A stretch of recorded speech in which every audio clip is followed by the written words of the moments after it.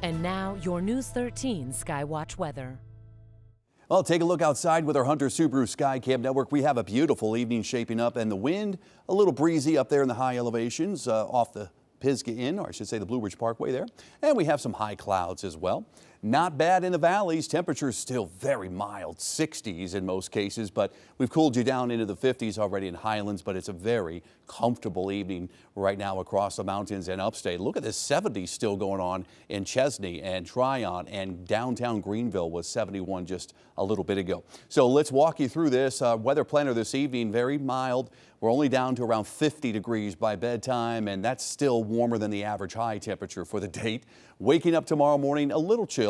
Like this morning, we had 30s in many cases. I think we'll be in the upper 30s to low 40s. It will be milder because of some clouds on the increase. And lunchtime temperature, not bad, 56. We'll increase the clouds, though, tomorrow.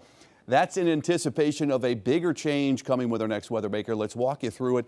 Clouds again on the increase overnight into the morning on Thursday. There could even be some patchy fog involved in some spots, but no rain anticipated tomorrow.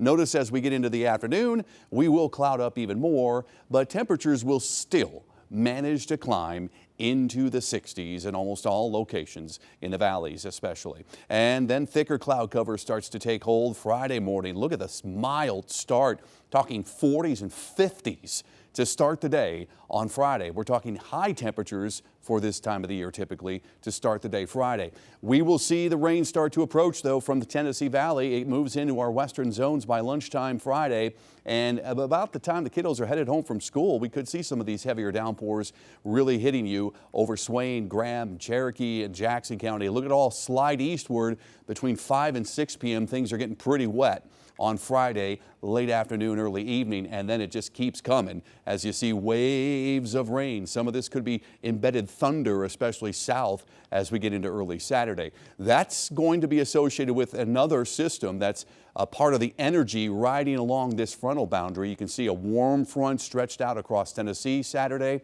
and that is going to allow for the destabilization of the atmosphere. So we get thunderstorms going over Tennessee, Alabama, northern Georgia, might even have some claps of thunder here in the mountains and upstate. But all that is gone. It's going to take most of the day Saturday before we dry out, and then eventually we'll get colder and drier into Sunday. So let's add up the rain. Look at that. By Saturday morning, many could already have over an inch of rain, and then we push it almost to 3 inches by the time we end the day Saturday west of Asheville. These numbers are higher, so keep that in mind. We might have some flooding issues. Not all, but some isolated flash flooding is possible in some locations closer to the Tennessee state line. So keep that in mind. We'll be watching closely, of course, this weekend. 60s for highs all the way through Saturday, and then the bottom falls out here. We got 30s in the morning Sunday, but we barely warm into the 40s.